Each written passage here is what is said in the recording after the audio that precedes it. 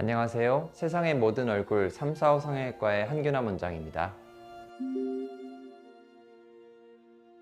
보통 얼굴이 좀 작아지시기를 원할 때 사실 제일 중요한 건 최고의 성형인 다이어트겠죠. 그 이외에 연부 조직을 줄일 수 있는 여러 가지 방법들이 있습니다.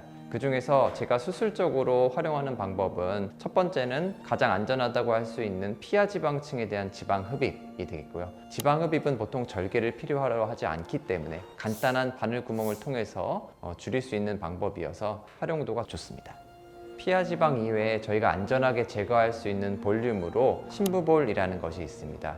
보통 입안절개를 통해서 접근하게 되는데요. 심부볼을 제거하게 되었을 때에는 입가 쪽 볼에 해당하는 부위의 볼륨이 줄어들 수 있습니다.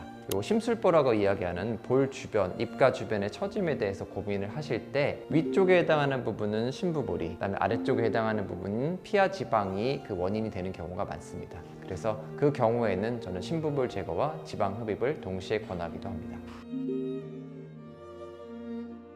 지방 흡입의 경우에는 지방 흡입을 통해서 볼륨이 줄어서 생기는 부작용보다는 지방을 흡입을 할 때 피부 밑에 있는 부분의 지방이 균일하지 못하게 제거됨으로써 발생할 수 있는 울퉁불퉁한 느낌이라든지 딱딱한 선 같은 것들이 생길 수 있습니다. 그런 것들이 생기지 않도록 조심을 해야 합니다. 심부볼 제거에서 가장 중요한 것은 결국은 볼륨을 줄이는데 너무 과하지 않게 줄여야 된다는 거죠. 대부분의 경우에 심부볼 제거를 하고 나서 볼 꺼짐이 생겼다고 하는 부작용을 호소하시는 분들이 있습니다. 특히 광대가 발달하고 광대 밑에 꺼짐이 원래 조금 약간 있으셨던 분들 중에서는 심부볼 제거가 과하게 되었을 경우에 볼 꺼짐이 생길 수 있습니다. 따라서 볼 꺼짐이 생기지 않게 제거를 해야 되고요. 그리고 마지막으로 항상 볼륨이 빠지게 되면 바깥쪽 피부가 남는다는 것을 생각하셔야 합니다. 그래서 저는 심부볼 제거와 지방 흡입이 필요한 환자분들에게는 대부분 리프팅도 함께 필요하다라고 설명드리고 있습니다.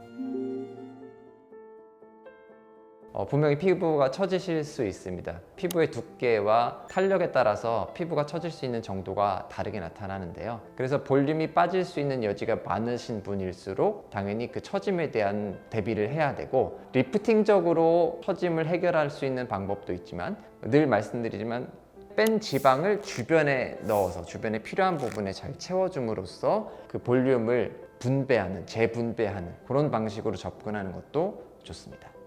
사실 지방이라는 거는 살찌게 되면 또 찌고 살이 빠지게 되면 빠지는 거기 때문에 영구적이라고 할 수는 없겠습니다. 다만 수술을 해서 지방을 제거하게 되면 지방이 원래 있던 부위에 피부와 피부 밑에 있던 조직 사이에 유착이 일어남으로써 지방이 다시 커지게 될 수 있는 공간적인 여유가 줄어들게 됩니다. 그래서 이전보다는 그런 요요 현상 같은 다시 볼록해지는 정도가 줄어든다라고 말씀드리고 있습니다. 너무 대부분은 이제 뼈 때문이라고 생각하셔서 윤곽 수술을 생각하시는 경우들이 많은데요. 생각보다는 뼈 이외의 볼륨을 통해서 얼굴을 작아지게 할 수 있는 부분들이 있습니다. 간단하게는 턱보톡스부터 심부볼 제거, 지방 흡입 이런 것들은 큰 흉터라든지 겉으로 보기에 절개선을 남기지 않고 효과를 보실 수 있는 방법이기 때문에 그런 부분은 상의를 하셔서 시술을 받아보시면 좋을 것 같습니다.